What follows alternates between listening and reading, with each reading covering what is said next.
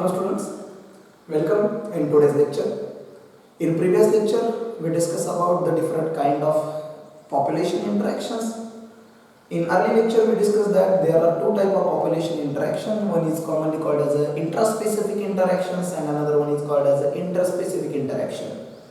Intraspecific interaction is nothing but it is an interaction between the individual of same species, and the interspecific interaction is nothing but it is the interaction between the individual of different species. ठीक आहे.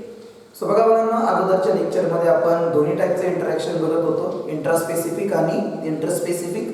मग interspecific इंटरॅक्शनचे आपण चार type केले होते. एक न्यूट्रॅलिझम मी तुम्हाला सांगितलेलं की ज्याच्यामध्ये दोन्ही ऑर्गॅनिझम्स जे असतात, दोन्ही इंडिव्हिज्युअल जे असतात त्यात कोणाला फायदाही होत नाही, कोणाला तोटाही होत नाही. ओके, म्हणून त्या दोघांचंही रिलेशनशिप आपण 0-0 असं लिहिलं होतं. ठीक आहे. त्याच्यानंतर मला मी तुम्हाला तीन टाइपचे इंटरॅक्शन शिकवले. ओके, एक मी तुम्हाला पॉझिटिव्ह इंटरॅक्शन सांगितलं, एक निगेटिव्ह इंटरॅक्शन सांगितलं आणि त्याच्यानंतर एक पॉझिटिव्ह निगेटिव्ह इंटरॅक्शन सांगितलं. ठीक आहे. पॉझिटिव्ह इंटरॅक्शन मध्ये आपण बेसिकली कशाचं एक्झाम्पल घेतलेलं, what we called as a म्युच्युअलिझमचं एक्झाम्पल घेतलेलं. ठीक आहे. तर म्युच्युअलिझम मध्ये तुम्हाला माहिती आहे दोघांना इक्वल काय होतं, बेनिफिट होतो, म्हणजे प्लस प्लस रिलेशन असतं.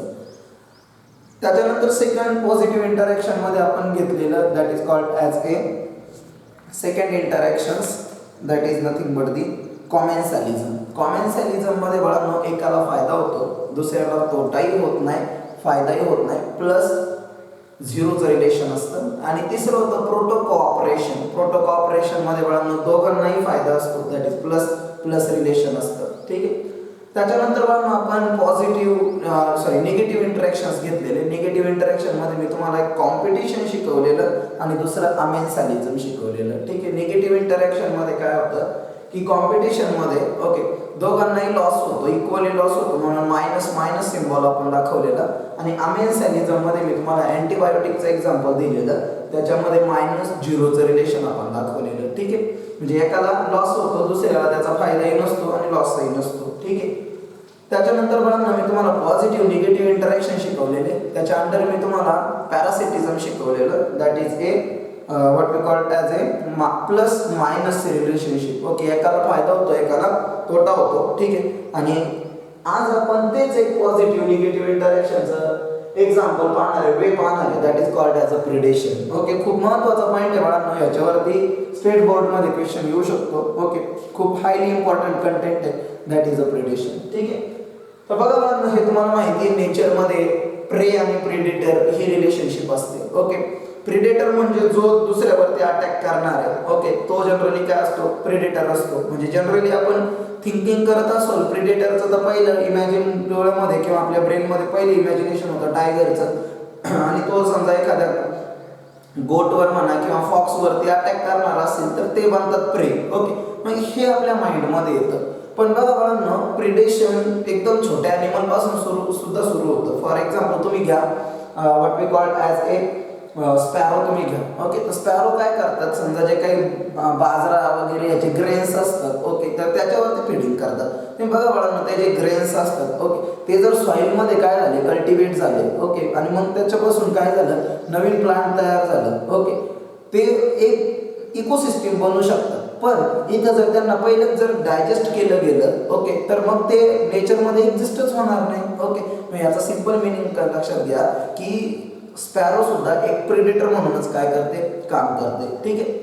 दुसरी सगळ्यात महत्त्वाची गोष्ट, काही प्लांट्स आहेत. आता प्लांट तर फूड सिंथेसाइज करतात, पण काही हार्बिवर्स ॲनिमल सुद्धा आहे ना. ओके, मग हार्बिवर्स ॲनिमल सुद्धा काय करतात, प्लांटवरती फीडिंग करतात. मग याचा अर्थ ते सुद्धा एका टाईपचे कोण झाले बाळांनो, प्रिडेटर झाले. ओके, म्हणून ही गोष्ट लक्षात ठेवा का प्रिडेटर म्हटलं की फक्त टायगर, लायन असेच ॲनिमल इमॅजिन करायचे नाही. ओके, बाकीचे म्हणजे तुम्ही बर्ड्स पण घेऊ शकता. त्याच्यानंतर तुम्ही आता सध्या सांगितलेले मी हार्बिवर्स ॲनिमल सुद्धा काय म्हणून घेऊ शकता, प्रिडेटर म्हणून घेऊ शकता. ठीक आहे. आता बघा बाळांनो, what is meant by predation. Predation काय असतं ऑलरेडी हे माहिती आहे तुम्हाला का याच्यामध्ये प्रे आणि प्रिडेटर यांच्यामध्ये एक इंटरॅक्शन चालतं, ज्याच्यामध्ये नेहमी फायद्यामध्ये कोण असतो, प्रिडेटर फायद्यामध्ये असतो आणि प्रे तोट्यामध्येच असतो. म्हणून आपण काय लिहिलंय, का it is a interaction between the two individual. दोन इंडिव्हिज्युअल मध्ये चाललेले एक असं इंटरॅक्शन की ज्याच्यामध्ये एक बेनिफिटेड असतो आणि एक हार्म असतो. ओके, एकाला लॉस होतो. म्हणजे हे रिलेशन प्लस मायनस टाईपचं काय चालतं, रिलेशन चालतं. पॉझिटिव्ह निगेटिव्ह इंटरॅक्शनचं एक्झाम्पल हे that is a predation. Okay, predator असणं गरजेचं आहे बाळांनो. ओके, प्रेडेटरचा काय रोल आहे बघा. सगळ्यात महत्त्वाची गोष्ट, प्रिडेशन मुळे प्रेडेटर काय करतो की they keep the prey population under control. त्याच्यामुळे प्रेची पॉप्युलेशन ह्या नेचरमध्ये ह्या इकोसिस्टीममध्ये जेवढे काही प्रे, ओके, त्या प्रेची पॉप्युलेशन काय राहते बाळांनो, कंट्रोलमध्ये राहते. आता तुम्ही म्हणाल सर प्रे पण जगला पाहिजे, बरोबर, जगला तर पाहिजे तो, पण तो जास्त वाढला पण नाही पाहिजे का, कसं तुम्हाला सांगतो बघा. सेकंड सेंटेन्स खूप भारी दिले, that is in if predator is absent. समजा एखाद्या प्रेचा प्रेडेटर तिथं नाहीये, सो दे प्रे कॉज द इकोसिस्टीम इनस्टॅबिलिटी. तर प्रे काय करू शकतो, इकोसिस्टीम मध्ये इनस्टॅबिलिटी आणू शकतो. ओके, कसं बघा, समजा आपण एक क्रॉप तयार केले बाळांनो, क्रॉप फील्ड तयार केले आपण, ठीक आहे. म्हणजे आपण काय केले, समजा तुम्ही कन्सिडर करा, चला आपण बाजरा वगैरे जे आहे, ओके, त्याचं एक आपण काय तयार केले, क्रॉपलँड तयार केले, ओके, फार्म तयार केले म्हटलं तरी चालेल. मग त्या शेतामध्ये जेवढी काय आपण झाडं वगैरे ग्रो केली बाजऱ्याची, ओके, तर त्याच्यामध्ये सिरियल्सची त्या, ओके, तर त्याच्यामध्ये समजा माईस असेल तर माईस काय करणार बाळांनो, माईस त्या ह्याच्यावरती फिडिंग करणार, तिथं बोर्स होल करणार, ओके, त्या ह्याच्यावरती फिडिंग करण्याचा प्रयत्न करणार. ओके, पण जर तिथं स्नेक असेल, ओके, तर तो स्नेक त्या माईसला खाणार. ओके, म्हटल्यावरती प्लांट काय होणार, प्रोटेक्ट होणार. ओके, कधी प्रिडेटर असतात तर, म्हणजे स्नेक असतात तर, पण जर स्नेकच नाही तर तो सगळ्या याचं काय करणार, सिरियल्सला काय करणार, ब्रेक करणार, खराब करणार. ओके, म्हणून लक्षात ठेवा की इफ प्रिडेटर इज अब्सेंट, जर प्रिडेटर अब्सेंट असेल तर प्रे काय करतो, इकोसिस्टीम मध्ये इनस्टॅबिलिटी आणतो, म्हणून प्रिडेटर सगळ्यात महत्त्वाचा रोल प्ले करतो. दुसरी गोष्ट बायोलॉजिकल कंट्रोल मेथड. ओके, ही एक कोणत्या टाईपची मेथड आहे बघा. म्हणजे बायोलॉजिकल कंट्रोल मेथड म्हणजे काय, the use of one organism to control the another organism. Okay, तर एका ऑर्गॅनिझमचा यूज दुसऱ्या ऑर्गॅनिझमच्या ऍक्टिव्हिटीला कंट्रोल करण्यासाठी वापरला जातो. याला आपण बायो कंट्रोल असं बोलतो. बघा मी एक्झाम्पल देतो. सो इथं सेंटेन्स अगोदर सांगतो की biological control method used in agriculture, ही बेसिकली ॲग्रिकल्चरमध्ये वापरली जाते, are based on the predator ability to regulate the prey population. ते कशाच्या बेसवरती, का प्रिडेटर प्रेला कसा कंट्रोल करतो, तर त्या वेळेमध्ये आपण बायोलॉजिकल कंट्रोल वापरतो. ठीक आहे, मी तुम्हाला वेगळं एक्झाम्पल देतो बायोलॉजिकल कंट्रोलचं. बघा मला तुम्हाला माहिती काय की जनरली इडिस इजिप्ती हे जर तुम्ही ऐकलं असेल, ओके, इडिस इजिप्ती, तर हे डेंग्यू कॉझिंग काय येतं आपल्याकडे, what we called as a mosquitoes आहेत. ओके, आता हे जे मॉस्किटोज आहेत बाळांनो, तर हे जनरली यांच्या ज्या लार्वा असतात, लार्वा, ओके, ह्या एखादा पॉन्ड, ओके, किंवा एखादं जनरली छोटेसं वॉटर सोर्स जिथं असेल, ओके, तर त्या ह्याच्यामध्ये याच्या लार्वा वाढतात. ओके, इडिस इजिप्तच्या लार्वा वाढतात. ओके, मग आज समजा कन्सिडर करा आम्ही लार्वा ड्रॉ केले, ओके, त्यांचे एग्ज असतात ऍक्च्युली, लक्षात ठेवा. ओके, तर होतं काय, ज्यावेळेस आपण याच्यामध्ये गांबुशिया फिश, ओके, कुठले फिश, गांबुशिया फिश, हे पण एक ऑर्गॅनिझमच आहे ना, ज्यावेळेस हे आपण याच्यामध्ये रिलीज करतो तर हे गांबुशिया फिश या एग्जला किंवा त्या लार्वाला किल करतात. मग मला सांगा, जर लार्वाच किल झाली तर एडल्ट तयार होईल का, नाही होणार. आणि जर एडल्ट जर काही ते मॉस्किटो, ओके, तयारच झाले नाही तर डेंग्यू सारखा डिसीज होईल का, नाही होणार. That is called as a biological control. बघा, एका ऑर्गॅनिझमने दुसऱ्या ऑर्गॅनिझमला काय केलंय, कंट्रोल केलं, यालाच आपण काय बोलतो, बायोलॉजिकल कंट्रोल असं म्हणतो. आपल्याला माहित होतं ना की जे गांबुशिया फिश असतात हे कशावरती फिडिंग करू शकतात, या लार्वावरती फिडिंग करू शकतात. मग आपण ती स्ट्रॅटेजी वापरली नाही ते, okay, based on the predator ability, okay, predator ability to regulate the prey population. Okay, आता सगळ्यात महत्त्वाची गोष्ट की प्रेडेटर जो आहे is also help in the maintenance of species diversity. Okay, म्हणजे समजा एखादा इकोसिस्टीम आहे तर त्याच्यामध्ये स्पेसिसची डायव्हर्सिटी मेंटेन करणं हे सुद्धा प्रेडेटरचं काम आहे. का, कारण प्रेडेटर एक पद्धतीने काय करतो, जे काही कॉम्पिटिशन इंटरस्पेसिफिक जे कॉम्पिटिशन होणार आहे, ओके, त्याला कंट्रोल करण्याचं काम कोण करतो बाळांनो, दॅट इज प्रेडेटर करतो. फॉर एक्झाम्पल बघा, समजा एक डेन्स फॉरेस्ट आहे, त्या डेन्स फॉरेस्टमध्ये खूप सारे प्लांट्स, खूप सारे हर्ब्स आहे, हर्बिवर्स पण असणार बरोबर. आता हर्बिवर्स समजा याच्यावरती काय करायला लागले, त्या ग्रासवरती फिडिंग करायला लागले, यांचा नंबर वाढायला लागला. ओके, मग अशा कंडिशनमध्ये ग्रास तर काही कालावधीनंतर कमी होणार. आता ग्रास कमी झाला आणि थोडंसं लिमिटेड सोर्स त्या ग्रासचा राहिला, तर आता हे ॲनिमल, हार्बिवर्स ॲनिमलच एकमेकांबरोबर काय करणार, कॉम्पिटिशन करणार. ओके, आणि मग एखादा समजा तिथं टायगर वगैरे असेल तर तो यांना काय करणार, त्याच्यावरती अटॅक करणार आणि मग काहींची पॉप्युलेशन काय करणार, कमी करणार. त्यातला कॉम्पिटिशनचा रेट तो काय करणार, इंटेन्सिटी काय करणार, कमी करणार. आणि त्याच्यामुळे त्याच्यामध्ये त्या फॉरेस्टमध्ये त्या हार्बिवर्स ॲनिमलची जी डायव्हर्सिटी आहे, ओके, किंवा जो नंबर आहे तो काय राहणार, मेंटेन राहणार. ओके, आता इथं सगळ्यात महत्त्वाची गोष्ट दिली बघा, वेन सर्टन एक्झॉटिक स्पेसिस, समजा एखादी बाहेरून आलेली स्पेसिस एखाद्या न्यू जॉग्राफिकल एरियामध्ये येते, ओके, आणि तर ती काय होते, इनव्हॅसिव्ह होते, स्प्रेड होते ती. ओके, आणि ती कदाचित हार्मफुल सुद्धा असू शकते, इन नेचरचे इकोसिस्टम बदलू सुद्धा शकते. ओके, फॉर एक्झाम्पल बघा इकॉर्निया. ओके, इकॉर्निया जनरली एक व्हिजिटेटिव्ह प्रोपोगेशन, एकदम फास्ट व्हिजिटेटिव्ह प्रोपोगेशन करणारे एक काय आपल्याकडे व्हॉट वी कॉल ॲज ए प्लांटमध्ये बिलॉंग करतं ते. तर जे इकॉर्निया आहे बघा, ह्याला जनरली एक आपल्या जे पर्टिक्युलर एका रिजनची ब्युटी वाढवण्यासाठी आपण इकॉर्निया ही एक एक्झॉटिक स्पीसीज आहे, तिला आपण कशामध्ये पॉन्ड किंवा ह्याच्यामध्ये ग्रो केलं होतं. ओके, कारण इकॉर्निया जनरली जे काही पोल्युशन असतं त्या पोल्युशनला कंट्रोल करते, बट तिचा रेट, व्हिजिटेटिव्ह प्रोपोगेशनचा रेट इतका फास्ट आहे की काही क्षणामध्ये ती पूर्ण याला काय करते, ऑक्युपाय करून घेते, पूर्ण सरफेसला ऑक्युपाय करून घेते. मग आता तुम्ही बघा, मोस्ट ऑफ दी रिव्हर्स असे आहेत, ओके, का त्या रिव्हर्समध्ये रिव्हर्सवरती फक्त पाणी काय दिसतं तुम्हाला, सगळं ग्रीनच पार्ट दिसतो. ओके, मग ते काय असतं, दॅट इज अ इकॉर्निया असतं, आणि त्याच्यामुळे ते हार्मफुल आहे. ओके, त्या ॲक्वॅटिक लाईफला हार्मफुल आहे. कसं तुम्हाला म्हणतो बघा, वरून जो काय ॲटमॉस्फेरिक ऑक्सिजन येणार आहे तो पाण्यामध्ये डिझॉल्व्ह होणार आहे, पाण्यामध्ये डिझॉल्व्ह झालेला ऑक्सिजन ॲक्वॅटिक ॲनिमलला मिळाला पाहिजे, हे सगळं कोण यूज करून घेतं, इकॉर्नियाच यूज करून घेतं. मग खाली ॲक्वॅटिक ॲनिमलला तेवढं ऑक्सिजन मिळणार आहे का, नाही, आणि त्याच्यामुळे त्या ॲक्वॅटिक ॲनिमलची काय होते बाळांनो, डेथ होते. दिस इज कॉमनली कॉल्ड ॲज युट्रॉफिकेशन, याला युट्रॉफिकेशन म्हणतात, लक्षात ठेवा. ठीक आहे, तर ही सगळ्यात महत्त्वाची गोष्ट लक्षात ठेवा. जर एखाद्या एक्झॉटिक स्पेसिस साठी, ओके, एखादी स्पेसिस बाहेरून येते आणि तिचा जर नॅचरल प्रेडेटर त्या एन्व्हायरमेंटमध्ये नसेल, तर ती स्पेसिस काय होते, रॅपिडली काय करते, स्प्रेड करते आणि ती हार्मफुल असू शकते. ओके, ना हे तर झालं बाळांनो सगळं प्रेडेटर बद्दल. पण आता प्रेडेटर पासून सर्वाइव्ह करायचं आहे ना, प्रे पण सर्वाइव्ह करण्याचा प्रयत्न करणार. मग प्रे मध्ये सुद्धा काय असणार, that is A defence mechanism असणार. ठीक आहे,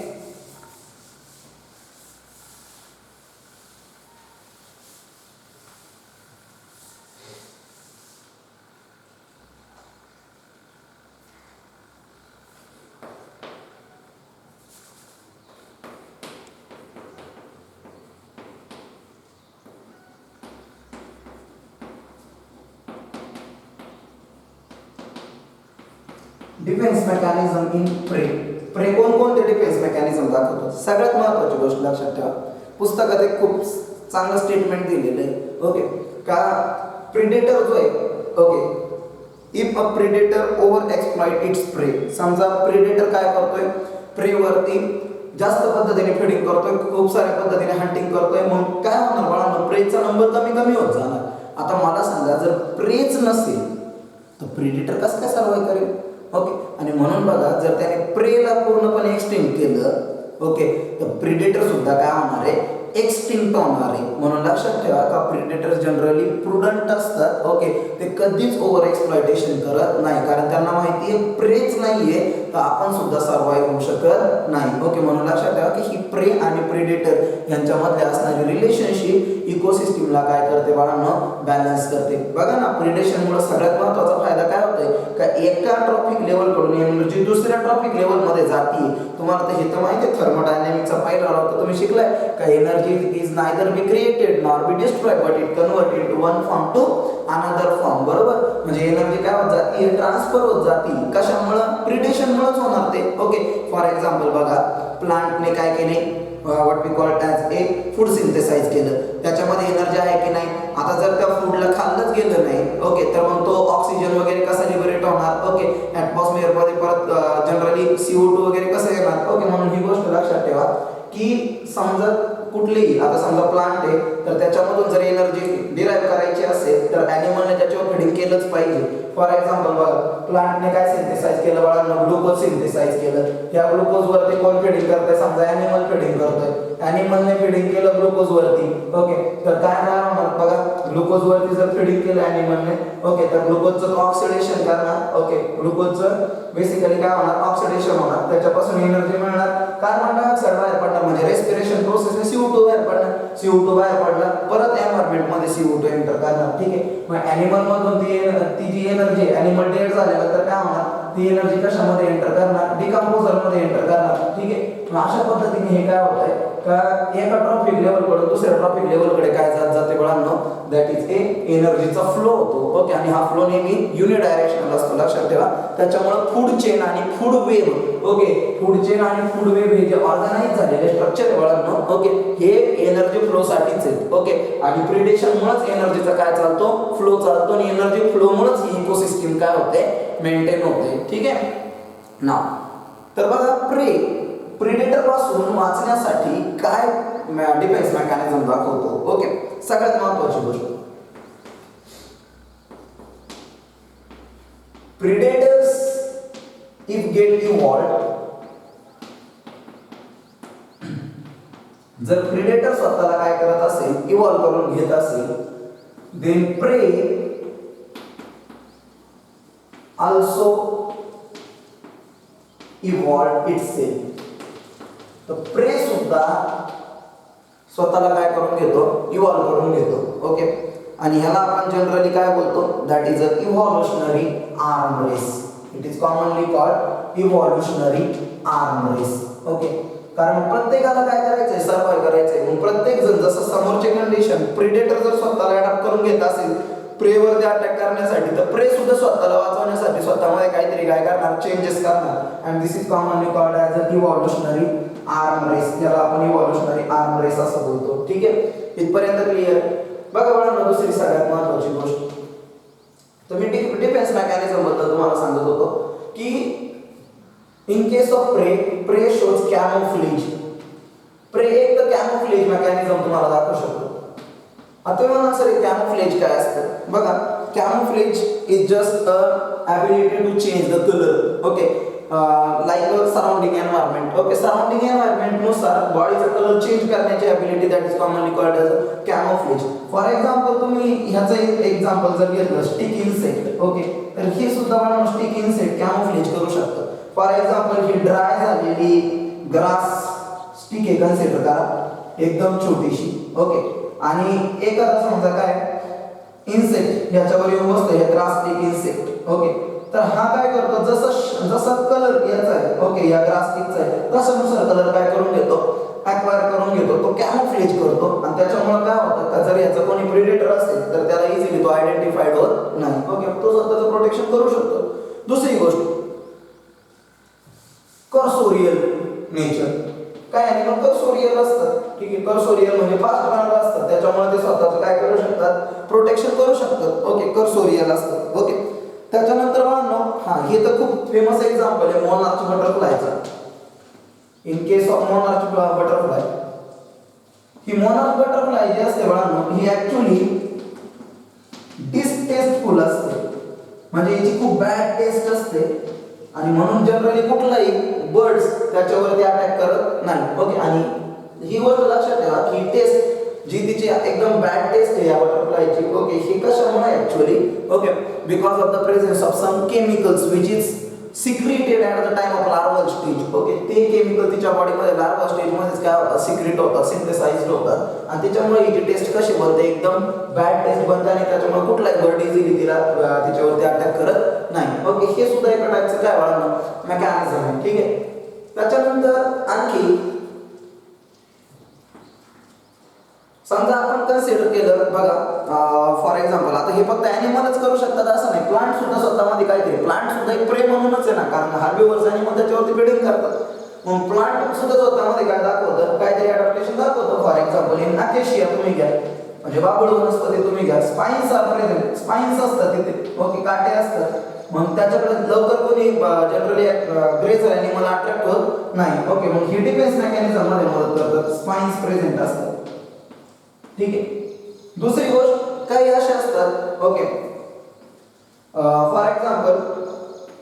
इन केस ऑफ कॅलोट्रॉपिस, कॅलोट्रॉपिस जे प्लांट आहे बाळांनो, देअर सॅप, त्याचं जे सॅप आहे in Calotropis, their sap contain harmful glycosides, याच्यामध्ये हार्मफुल ग्लायकोसाइड्स असतात आणि त्याच्यामुळे काय होऊ शकतं की हे हार्मफुल ग्लायकोसाइड समजा एखाद्या हार्बिव्हरस ॲनिमलच्या बॉडीमध्ये गेले तर हे डायरेक्ट जाऊन त्याच्या हार्टवरती अफेक्ट करतात आणि it result in to the heart attack. Okay, आणि त्याच्यामुळे त्या ऑर्गॅनिझमची डेथही होऊ शकते. म्हणून कुठलाच हार्बिव्हरस ॲनिमल तुम्हाला जवळपास कॅलोट्रॉपिसच्या जवळपास दिसणार नाही. ठीक आहे, त्याच्यामुळे ही सगळ्यात महत्त्वाची गोष्ट आहे. ओके, आणि ही जे what we called as a plants असतात बाळांनो, याच्यापासून जे काही तुम्हाला मिळतं याच्यापासून कमर्शियल इम्पॉर्टन्स सुद्धा आपल्याला आहे. फॉर एक्झाम्पल लॅटेक्स तुम्ही कन्सिडर करा, तर लॅटेक्स पासून रबर वगैरे बनवलं जातं. काही सेकंडरी मेटाबॉलाइट सबस्टन्स सुद्धा याच्यामधून काय होतात, बनवले जातात. ओके, म्हणून लक्षात ठेवा जवळपास प्रे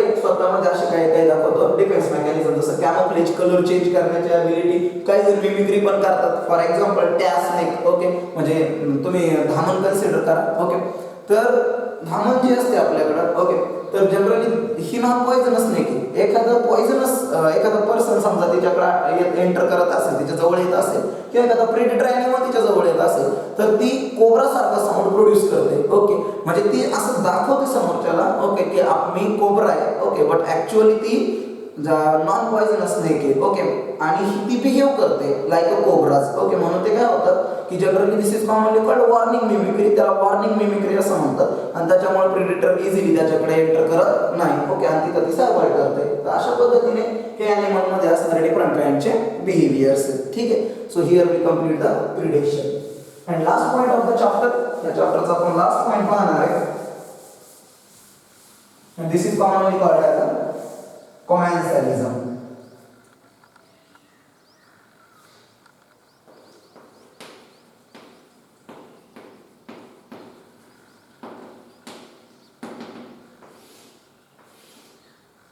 So पहा commensalism काय असतं?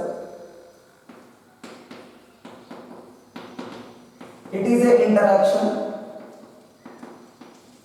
in which एक असं इंटरॅक्शन ज्याच्यामध्ये काय होतं, इन विच वन इंडिव्हिज्युअल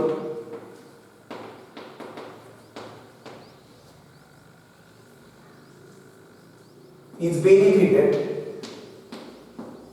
एक इंडिव्हिज्युअल बेनिफिटेड असतो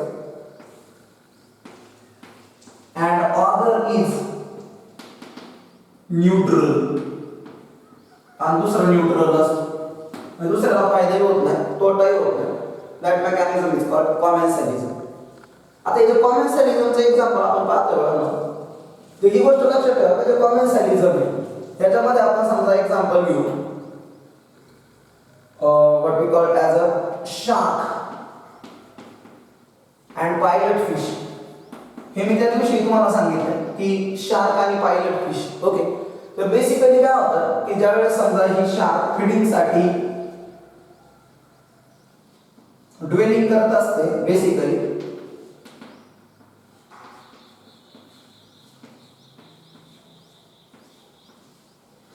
तर तिच्याबरोबर असे छोटेसे काही पायलट फिश सुद्धा तिच्याबरोबर ड्वेल करत असतात. ठीक आहे, आता ज्यावेळेस काय होईल, एखादा प्रेवरती ही शार्क अटॅक करेल तर हिच्या माउथ मधून जे काही फूड खाली पडेल त्याच्यावरती कोण फीडिंग करतं बाळांनो, पायलट फिश फीडिंग करतात. ओके, म्हणून इथं फायदा कोणाला होतोय, पायलट फिशला. ओके, या पायलट फिशला या प्रिडेटर म्हणजे हा शार्क आहे. ओके, या पायलट फिश पासून त्या शार्कला काही फायदा नाही, काही तोटा बिलकुल नाही. उलट जाऊन जर धडकले याला तर हे खूप लांब जाते. ठीक आहे, पण असं जनरली शार्क काही करत नाही आणि हेही करत नाही. इव्हन तो शार्कला समजतही नाही. हा फक्त हे बरोबर इतके पॅरलल पद्धतीने चाललेले असतात शार्कला माउथचा एरिया सोडून. ओके, फिन्स जिथं आहेत त्या रिजन पासून चाललेले असतात की जेणेकरून शार्कला ते दिसावे नाही आणि इझिली त्यांना त्याचं फूड मिळावं. ठीक आहे, म्हणून इथं पायलट फिशला फायदा होतो. ओके, आणि शार्कला तोटाही नाही, फायदाही नाही पायलट फिश पासून. ठीक आहे ना.